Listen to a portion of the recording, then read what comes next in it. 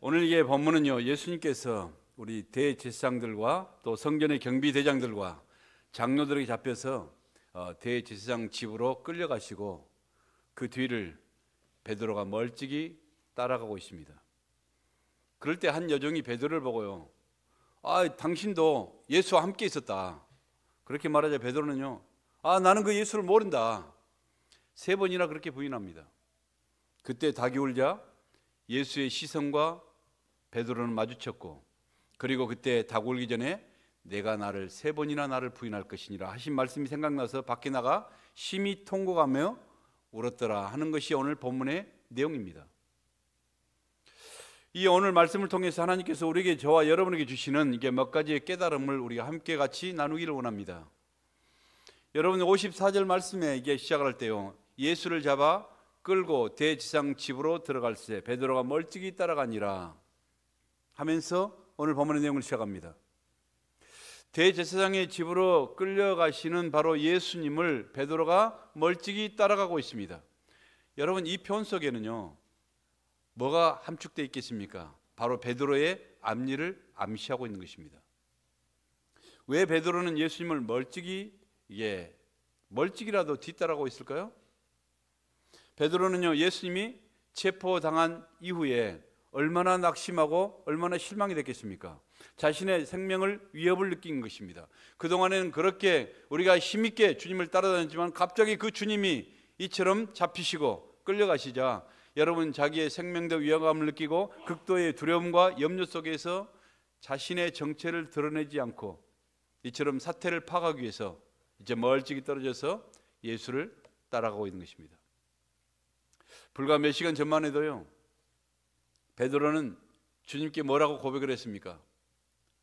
누가복음 22장 보면 주여 내가 주와 함께 오게도 죽는데도 가기를 각오하였나이다.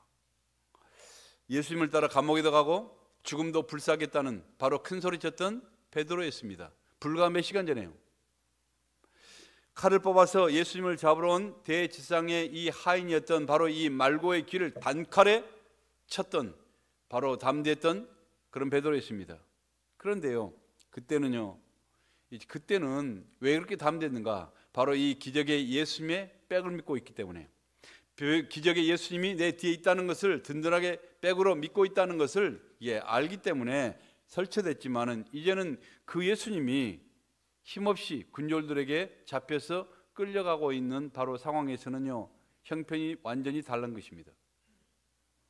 지금은 한껏 움츠러들어서 얼마 전까지 가졌던 그 패기와 용기는 한순간에 다 사라져버렸고, 그리고 두려운 마음으로 멀찍이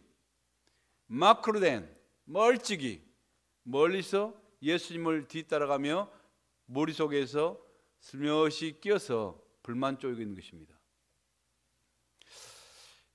여러분은 우리 주님의 제자로서 예수님을 어떻게 따라가고 계십니까? 예수님이 능력을 베푸시고 인기를 얻으며 그리고 사람들의 친손을 받을 때는 나도 그렇게 믿음과 신앙이 있을 때는요, 나도 무엇인가 다 할 수 있을 것 같다가 우리 예수님이 체포되시자 모든 것이 자신이 없고 두려워진 베드로의 모습이 바로 저와 여러분의 이 시간의 모습은 아닙니까?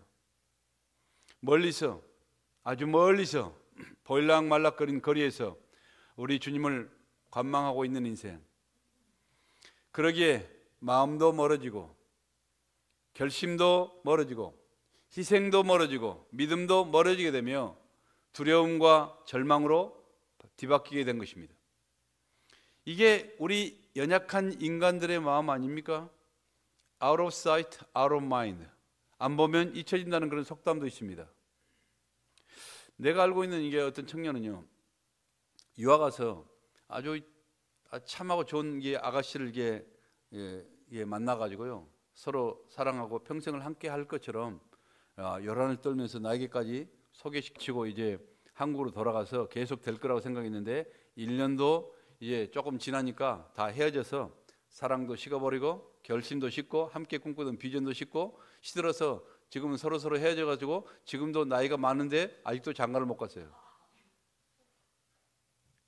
여러분 신앙도 이와 비슷한 거 아니겠습니까? 멀리서 잘 보지 못하고 여러분 잘 만나지 못하면은 여러분 점점 자기도 모르게 멀어지게 되는 것입니다. 아무리 믿음이 좋고 신앙의 연륜이 뛰어나고 그리고 체험 있는 성도를 할지라도요, 여러분 교회와 점점 멀어지고 그리고 예배와 점점 멀어지고 주님과 멀어지다 보면은 여러분의 사랑이 식어버리고 여러분 믿음도 식고 열정도 식고 뜨겁게 그렇게 천국을 사모했던 사모의 마음도 점점 시들어져 가는 것입니다. 그러면서 점점 세상적이 되는 것입니다. 이처럼 몸이 멀어지니까 여러분 자연스럽게 마음도 신앙도 멀어지는 것은 너무나 당연한 것 아니에요? 여러분 out of sight, out of mind는요, 안 보면 잊혀진다는 것은 신앙에 있어서도 동일하게 적용되는 말씀인 것입니다. 그래서 성경은요, 우리 말세의 성도들에게 계속 끊임없이 강조하는 말씀이 어떤 말씀입니까? 대표로 히브리서 10장 25절 말씀을 우리 한번 읽어볼까요? 시작. 어떤 사람들의 모이기를 피하는 어떤 사람들의 습관같이 하지 말고 오직 권하여 그날이 가까움을 볼수록 더욱 그리하자. 어떤 사람이 그런 잘못된 습관들처럼 우리가 함께 모이는 일에 절대로 소홀히 하지 말고 도리어 서로를 격려하고 서로를 권면하여서 주님의 재림의 날이 점점 가까움을 볼수록 더욱더 모이기에 힘쓰자 하고 말씀하고 있는 것입니다. 여기에 모임은 어떤 모임입니까? 개 모임을 얘기합니까? 아니면 동창회 모임? 골프 모임? 여러분 하나님께 나아가는 예배로 모이는 것을 지금 말씀하고 있는 것입니다. 그런데 점점 이 시대를 보세요. 점점 우리는요, 시대 자체가, 풍조 자체가 예배로 모이는 습관이, 예배로 안 모이는 습관이, 점점 멀어지는 습관이 이처럼 만연한 것입니다. 주님의 재림이 점점 그만큼 가까웠다는 반증이라는 것이죠.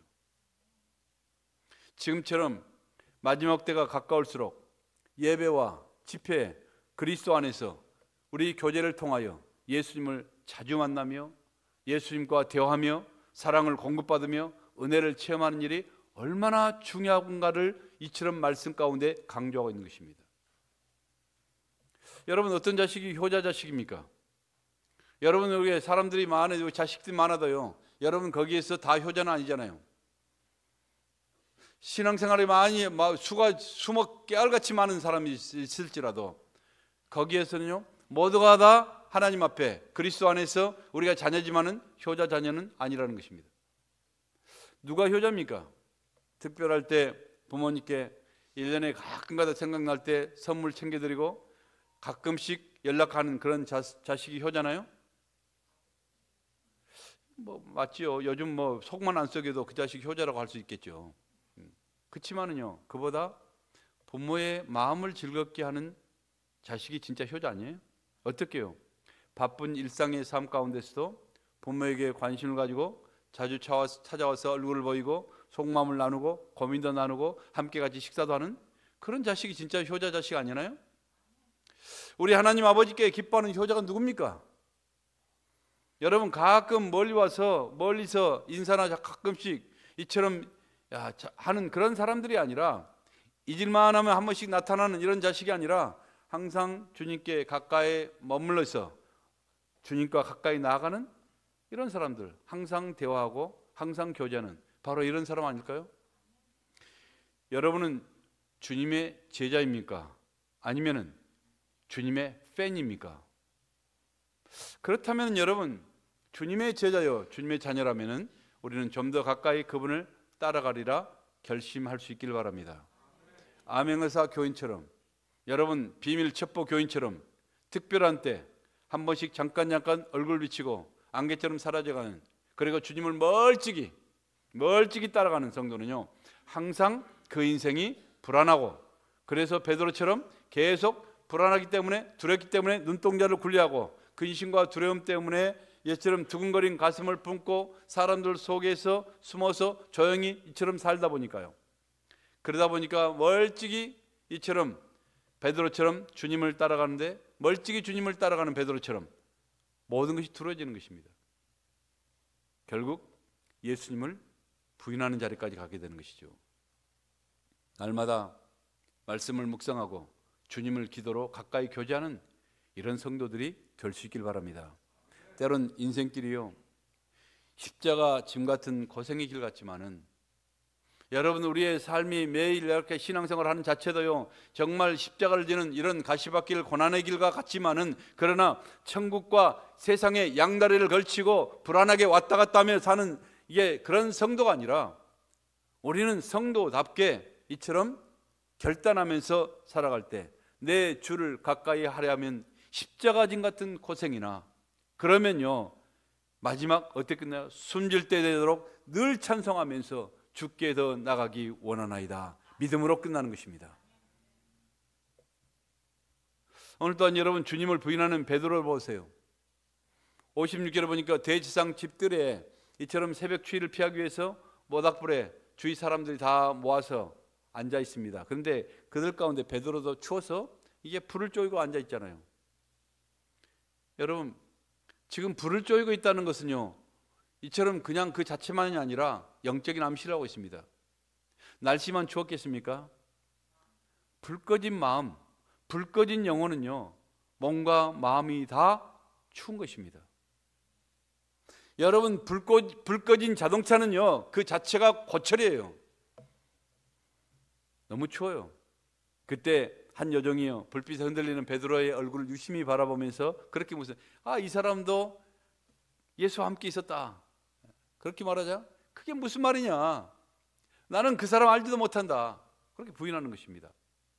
조금 있다가 또 다른 사람이 베드로를 알아보고, 맞구만, 당신 그 예수와 함께 있은 사람이마. 그러니까 그때도 딱 잡아뛰면서, 이처럼 무슨 말이냐, 나는 그 사람을 본 적도 없다, 천연덕스럽게 거짓말을 하는 것입니다. 한 시간 후에 또 한 사람이 와서 확실한 거죠. 그 맞네, 이게 갈릴리 사투리 쓰잖아. 이 사투리 쓰는 거 보니까 이게 맞네. 그러니까 베드로가 끝까지 완강하게 부인하는데, 이보세요, 나는 당신들이 무슨 말을 하는지 모르겠습니다. 괜히 생사람 걷지 마세요 하면서 마태복음 26장이 뭐라고 하는가, 그가 저주하고 맹세하여 이르되 난 그 사람을 모른다, 아직 말하고 있을 때 닭이 곧 울더라. 그렇게 여러분, 그 전날까지도 예수님 앞에 큰 소리 치던 베드로가 어떻게 이렇게 비겁하게 주님을 부인할 수 있었을까요? 여러분은 어제 정말 성령 충만해가지고 하늘로 날라 올라갈 것 같은 그런 느낌이었다고요? 한 하루 밤 지나고 나니까 베드로는요, 그처럼 베드로도요, 가장 신앙이 바닥을 쳤다면은요, 저와 여러분은 그렇지 않을 것 같습니까? 베드로가 누구나요? 베드로는요, 예수님을 가장 가까이에서 3년간이나 모시고 함께 지냈던 사람이요, 그리고 많은 능력과 은사를 체험한 사람입니다. 예수님께서 수많은 병자들을 고치시고, 그리고 귀신들을 쫓아내시고, 죽은 자를 살리시고, 그리고 기적의 그 현장을 직접 자기 눈으로 목격하고 실제로 그 자체를 우리가 체험했던 사람이에요. 변화산에서요, 예수님의 모습이 신령하게 변화되어서 모세와 엘리야와 함께 이처럼 영광 중에서 대화하는 모습까지 보면서 하늘에서 하나님의 음성을 직접 들었던, 체험했던 사람입니다. 예수님에 관해서는요, 세상의 어느 누구보다도 많은 것을 알고 있고, 그리고 보았고 체험했던 사람이, 그런 그가 예수님을 모른다고 부인한 것입니다. 그것도 세 차례나 완강하게 모른다고 부인한 것입니다. 베드로가요, 예수님에 대한 지식이 부족해서 쓰러졌나요? 여러분, 영적인 체험이 모자라서 이처럼 실패했나요? 베드로처럼 예수님에 대한 지식과 영적인 체험이 풍부한 사람이 누가 또 있겠습니까? 그렇죠? 그러나 여러분이 신앙생활하는 지식과 그 많은 체험, 우리가 믿는 데는요, 우리가 확신 갖고 믿는 데는 정말 소중한 그런 요소입니다. 저도 많은 예수 그리스도에 대한 실질적으로 여러 가지 영적인 체험을 했고, 내가 정말 이 환상을 보았고, 영적인 그 모든 걸 체험한 지식, 그리고 하나님 말씀을 이게 내가 굳게 믿는 이 지식, 얼마나 귀한 것입니까? 내가 믿음에 확고하게 서게 하기 위한 하나의 귀한 도구입니다.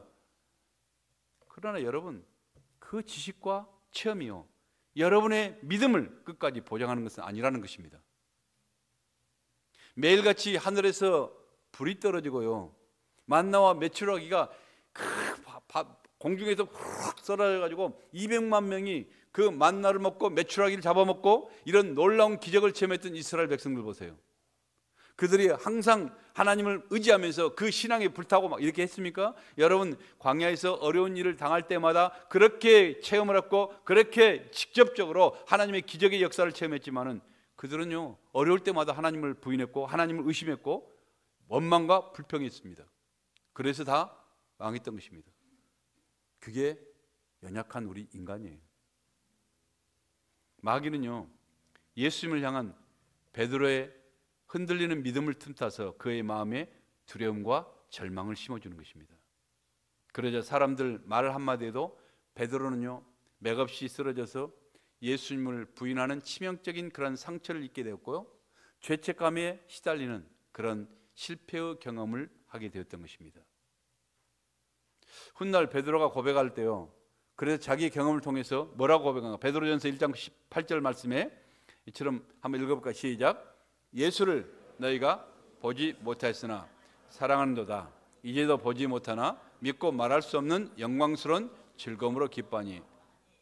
다시 말해서요, 너희가 예수 그리스도를 한 번도 너희들은 뵌 적이 없다.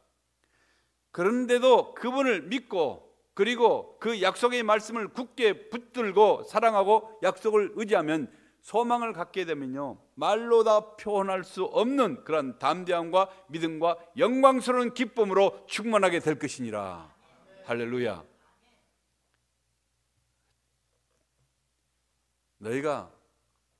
너는 나를 본 거로 믿느냐? 보지 못하고 믿는 자가 복되도다 하는 말씀을 베드로가 풀어서 지금 말씀하고 있는 것입니다.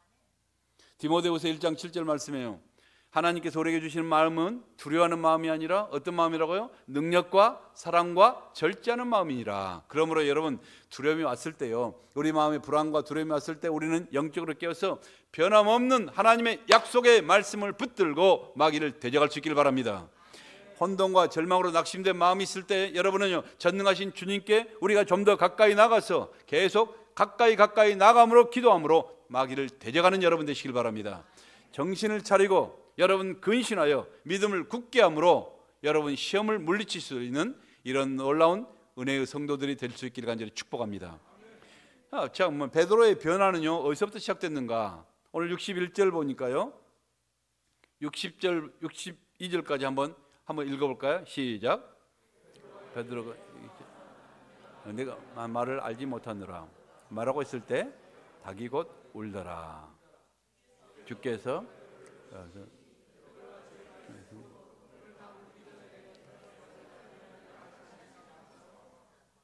밖에 나가서 심히 통곡하니라. 아멘. 여러분, 우리 자신을 보세요. 우리 모두는요, 너무나 어이없이 쉽게 넘어지는 연약한 존재들입니다. 큰 바위에 부딪혀서 넘어진 것이 아니라 여러분, 길에 박히는 조그만 돌불에 걸려서 넘어지는 것이 우리 인생이에요. 어제 제가 저쪽 방에 있는데 전화가 따르릉 wal려요. 받았더니 여보 내가 쓰러졌어. 넘어져서 우리 가보니까 자기 방에 화장실 넘어져고 이렇게 딱 이렇게 깜짝 놀래가지고요. 여러분, 그동안에 자기가 썼던 거기에 쓰던 넘어진 게 우리 인생이에요. 그래서 일어나지도 못하고 이게 얼마나 충격을 받았는지 말짱하던데.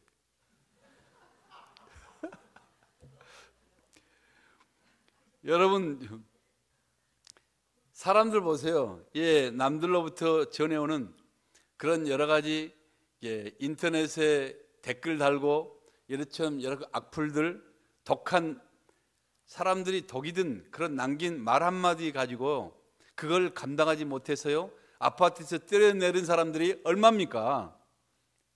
스스로 목숨을 끊어서 자신의 억울함을 입증하겠다는 그 연예인들이 몇 명이에요. 여러분, 정치인들, 기업가들, 그리고 사람들이요, 얼마나 많습니까? 한국은요, 자살 천국이래요. 이게 자살 1등이래요. 이게. 하지만은 그들이요, 그렇게 목숨을 끊은들 세상은 조금도 변할 것이 없어요. 달라질 게 없어요.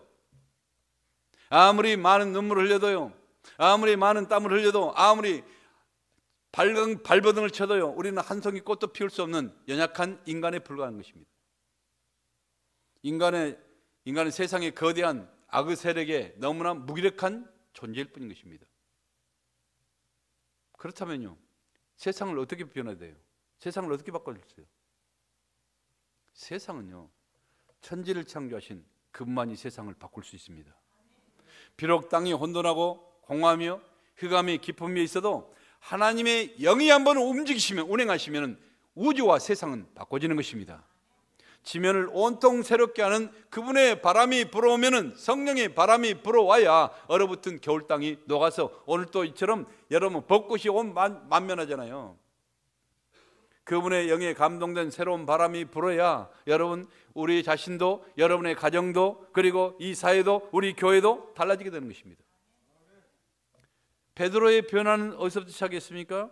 오늘 61절 보시면요, 주께서 돌이켜 베드로를 보시니 베드로가 주의 말씀 곧 오늘 다 굴기 전에 내가 3번 나를 부인하리라 하심이 생각나서 밖에 나가 심히 통곡하니라. 인간의 변화는요, 이처럼 베드로와 예수님의 시선이 부딪혀야 꽂힐 때, 예수님의 시선이 꽂힐 때 비로소 변하기 시작하는 것입니다. 주님은요, 이른 새벽에 어둠 속에서 그 새벽닭 울음소리를 베드로의 귀에 들려주셨습니다. 여러분, 아무리 닭이 울어도요, 못 들 사람은 못 들어요. 근데 그날따라서 베드로가 그 닭 울음소리를 똑똑히 듣는 것입니다. 그리고 몸을 돌이켜서 멀리서 떨며 관망하고 있던 베드로가요, 예수님을 보는 순간 예수님과 시선이 딱 마주치는 것입니다. 그 예수님의 눈길을 통해서 그가 제정신으로 돌아오기 시작합니다. 어떤 시선이었을까요? 여러분, 우리 교회 주보를 보시면요, 하나님의 시선이 머무는 교회, 하나님의 시선이 어떤 시선이었을까요? 베드로를 바라봤던 예수님의 시선이 어떤 시선이에요? 원망의 빛이었을까요? 야 이놈아, 네가 어제도 나한테 뭐라고 그렇게 큰 소리 쳤냐? 내가 옥에도 가고 죽음도 불사하겠습니다. 그렇게 큰 소리 치더니 나를 부인해? 그것도 3번이나? 아니 그것도 저주까지 하면서? 이렇게 원망의 눈빛이었을까요? 아니죠. 아닌 거 우리 알고 있잖아요. 베드로야, 나는 너의 연약함, 너의 실수 이미 다 알고 이해한다. 그러나 베드로야, 나는 아직도 너를 믿고 사랑하고 있다. 부디 다른 형제들도 내게 부탁한다. 사랑과 기대가 충만한 그 눈빛이었습니다. 그렇습니다. 베드로가 변한 것은요, 주님의 그 사랑의 눈빛, 바로 이 신뢰의 눈빛, 바로 시선 때문에 변하기 시작하는 것입니다. 사람은요, 미움과 원망과 비난의 말로는요 아무것도 바꿔질 것이 없어요. 어떤 할머니가요, 입만 열면은 만나면요 맨날 이게 습관적으로 그 영감탱이 자기 신랑한테 말한 거지, 신랑이 아니지, 영감한테 말한 거지. 그 영감탱이, 저 영감탱이는요 나에게 로또야, 로또. 그래서 아유, 이제 복 받으셨네, 로또이면 얼마나 축복입니까? 아니, 안 맞아. 한 번도 안 맞아. 60년 동안 한 번도 지긋지긋하게 안 맞았어. 그래서 로또래요, 이게. 근데 사실 내가 보기에는 그 할머니가 더 로또예요. 할머니가 사실 더 안 맞았던 것 같아 보니까. 그렇게 사람은요, 여러분 책망하고 막 지적한다고 해서 막 그렇게 바꿔진 것 같습니까? 여러분, 무서운 눈빛으로 막 정죄 눈빛으로 애들 막 훈련한다고 해보세요. 애들이요 거짓말만 들어. 안 변해요. 오직 우리 마음에 부음받은 바로 아버지의 사랑의 눈빛, 바로 숨결이 세상을 변화시키고 사랑하는 사람들을 변화시키는 것입니다. 그래서 에레미야는 3장 에레미야 애가에 뭐라고 말? 여호와의 인자와 긍휼하심이 무궁하시니 우리가 진멸되지 아니하였나이다. 이것들이 아침마다 새로우니 주의 성실하심이 크시도다. 우리 하나님의 긍휼과 자비를 생각하니 내가 지금 살아 숨쉬고 있던 이 자체도 얼마나 감격이요 감사한가. 아침마다 이게 묵상하니 주의 성실하심이 크도다. 감격하는 것입니다. 너무 감격해서 오늘 우리 이영 장로님이 찬양을 이렇게 막 이렇게 은혜스럽게 찬양을 하는 거예요. 얼마나 감격스럽습니까? 저분은 원래 처음부터 찬양 잘 못한 분이었거든요. 내가 얘기해줘. 근데 하나님 은혜를 받고 나니까 이게 완전히 목소리도 달라지고 이게 막 감동이 있잖아요. 아무리 찬양을 잘해도 감동이 없는 찬양이 있어요. 근데 얼마나 감동이 있습니까? 마음속으로 막 이게 하니까. 그렇죠? 주님께서는 우리의 승리의 순간에도요 우리를 기뻐하십니다. 하지만 우리의 실패의 순간에도요 여전히 우리에게 사랑의 눈길을 보내시는 것입니다. 사랑이 사람을 변화시키는 거예요. 신뢰가 사람을 새롭게 하는 것입니다. 주님의 사랑의 시선을 여러분 의식하십시오. 그리하면 우리는 다시 일어날 수가 있습니다.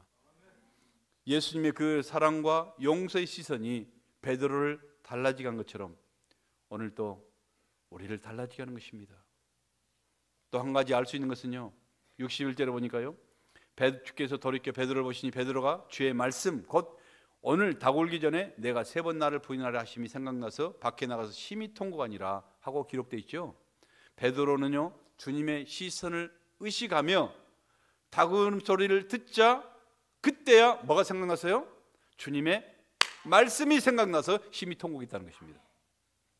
주님의 시선이 자기에게 꽂히자 여러분 심장이 찢어질 정도의 큰 아픔을 가지고 큰 소리로 울었음을 표현하고 있는 것입니다. 베드로는요 여러분 닭울음 소리 때문에 변화된 것이 아니에요. 여러분 기적이나 이적을 통해서 변화된 것이 아니라는 것입니다. 여러분 사람을 바꾸는 것은요 우리 주님의 시선을 통해서 이 시선을 통한 말씀을 통해서 말씀이 기억날 때 그때 변화되는 것입니다. 오직 말씀만이 사람을 돌이키게 하고 말씀만이 변화시키는 능력이 있는 것입니다. 그러므로 사랑하는 성도 여러분 하나님의 말씀을 듣는 일에 열심을 내시길 바랍니다. 비록 우리가 실수하고 넘어져도요 우리를 하나님께 돌이키려 하는 방편이 무엇인가? 그것은 바로 그분의 말씀인 줄 믿습니다. 그 말씀을 기억하는 것입니다. 그러므로 하나님의 말씀을 듣는 자리에 열심을 품고 우리가 나가십시오. 시간이 별로 없어요. 말씀 듣는 기회는 항상 열려있다고 생각되지만 천만에요. 여러분 결코 그렇지 않습니다. 기회가 열려있을 때 가까이 가십시오. 내가 은혜 받을 때 내가 기회 있을 때 주님 앞에 가까이 나갈 수 있는 여러분 되시길 바랍니다. 이렇게 말씀을 듣고 기억하자. 베드로의 반응 보세요. 여러분 62절 말씀 우리 한번 읽어볼까요? 62절 우리가 다시 한번 시작. 밖에 나가서 심히 통곡하니라. 아멘. 심히 통곡했단 말은요 심장이 찢어질 정도의 아픔을 가지고 큰 소리로 울었음을 표현하거든요. 이것이요 여러분 동일하게 이처럼 주님을 배신했던 베드로와 가룟 유다의 전격적인 차이점이라는 것입니다. 여러분 가룟 유다는 나쁜 놈이었습니까? 베드로도 마찬가지였으면 둘 다 배신자였어요. 그러나 이 자체가 바로 가룟 유다와 베드로를 가를 수 있는 그러한 분기점이 됐던 것입니다. 뭐예요? 가룟 유다는요 예수님을 배신한 이후에 통곡하며 회개의 눈물을 흘렸다는 소리가 없어요. 뉘우쳤다는 것이지. 후회했다는 거예요. 뉘우친 것이 아니라 후회했다는 소리가 있죠. 그러나 베드로는요 하나님 앞에 나와서 통곡을 하며 회개하며 가슴을 쳤던 것입니다. 그렇게 함으로 그는 숨막히는 실패와 죄책감의 수렁에서 과감하게 떨치고 나올 수가 있었던 것이죠. 그렇습니다. 성도는요 회개의 눈물이 마르면 영혼이 말라간다는 증거입니다. 십자가를 바라보고 우리는요 그 의미를 아는 사람은 우리의 눈에서 눈물이 마르지 않습니다. 눈물 없이는 천국을 우리는 바라볼 수가 없어요. 베드로처럼 진정한 회개와 통곡의 눈물이 영혼을 치유하고 여러분을 살리고 여러분의 사명을 다시 회복케 하는 그런 능력이 되는 줄 믿습니다. 사랑하는 성도 여러분, 연약한 우리 모두는요 베드로처럼 언제든지 넘어질 수 있어요. 우리는 너무 쉽게 실수하고 때로는 실패할 때가 있습니다. 그러나 중요한 것은요 넘어진 그 자리에 그대로 머물러 있지 마십시오. 넘어진 자신을 변명하고 핑계를 대며 합리화시키지 말라는 것입니다. 자신의 죄인됨을 인정하며 철저하게 회개의 자리, 심히 통곡의 자리로 나아가야 됩니다. 베드로는요 예수님을 부인했지만 심한 통곡과 눈물의 회개를 통해서 다시 돌아서서 다른 제자들의 믿음을 굳게 하였고, 그리고 초대교회 기둥 같은 리더 역할로 복음의 사명을 온전히 감당했던 위대한 주님의 종이 되었던 것입니다. 오늘 이 베드로의 얘기는요, 왜 하나님께서 우리에게 들려주십니까? 예수님의 용서와 회복의 권세가 지금 이 시간에도 베드로와 다를 것이 아무것도 없는 우리의 삶 속에, 저와 여러분의 삶 가운데서 동일하게 역사하고 계신다는 사실을 오늘 말씀하고 있는 것입니다. 아무리 우리가 실수하고 실패한 자리에 있을지라도 이 시간 주님의 그 말씀이 생각이 나서 내 죄를 깨닫고 눈물로 통곡하며 회개하며 돌아서면 마치 봄날에 다 죽었던 땅에서 파란 새싹이, 생명의 싹이 빠릇빠릇 솟아오른 것처럼 오늘도 영광스러운 부활의 영광이, 부활의 인생을 여러분도 체험하게 될 줄 믿습니다. 이런 놀라운 하나님의 은혜가, 주님의 은혜가 주의 말씀을 통해서 여러분 실패의 자리에서 다시 일어나 영광스러운 부활의 인생으로 회복되고 거듭나게 되는 주님의 사랑스러운 영광의 자녀들 되시기를 예수님 이름으로 간절히 축복합니다.